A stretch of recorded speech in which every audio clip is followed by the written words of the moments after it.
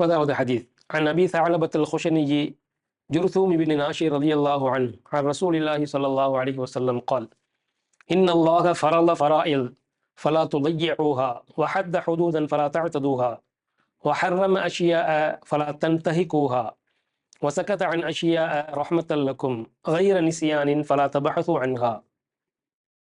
Abu சஅலபல் ஹுஷனி ஜுர்தூம் இப்னு நாஷிர் ரலியல்லாஹு அன்ஹு அவங்க நபி அவர்களிடத்திலிருந்து அறிவிக்கிறார்கள். நபி ஸல்லல்லாஹு அலைஹி வஸல்லம் அவங்க சொன்னாங்க, அல்லாஹ் சில கடமைகளை விதித்திருக்கிறான், அவைகளை வீணாக்காதீர்கள், புறக்கணிக்காதீர்கள்.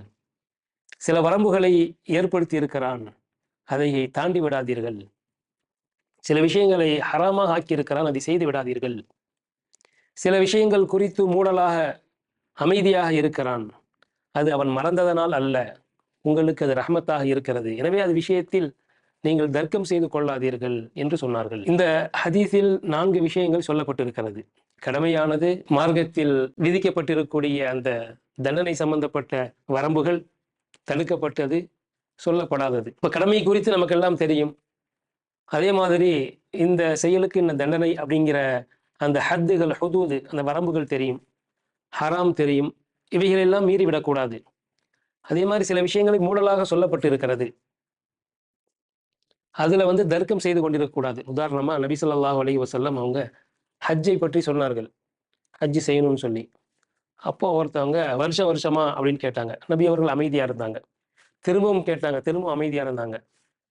திரும்பவும் அவர் கேட்கும்போது நபி ஸல்லல்லாஹு அலைஹி வஸல்லம் அவர்கள் அவர் கேட்க வேணாம்னு சொல்லிட்டாங்க. எது விஷயத்தில் அல்லாஹ் ரசூல் அமைதியாக விட்டு விட்டார்களோ அதில் சொல்லப்பட்டதை மட்டும் செய்து விட வேண்டுமே தவிர அதில் மீண்டும் மீண்டும் கேள்வி கேட்பதோ தர்க்கம் செய்வதோ கூடாது. அது சிரமத்தில் ஆழ்த்திவிடும். அவர் அமைதியாக இருப்பதுதான் ரஹ்மத்தாக இருக்கிறது, நமக்கு இலகுவானதாக இருக்கிறது என்பதை விளங்கி கொள்ள வேண்டும். அல்லாஹ் சுப்ஹானஹு வ தஆலா அவன் விதித்த கடமைகளை செய்யவும் வரம்புகளை மீறாதிருக்கவும் நம் அனைவருக்கும் உதவி செய்வானாக. ஆமீன்.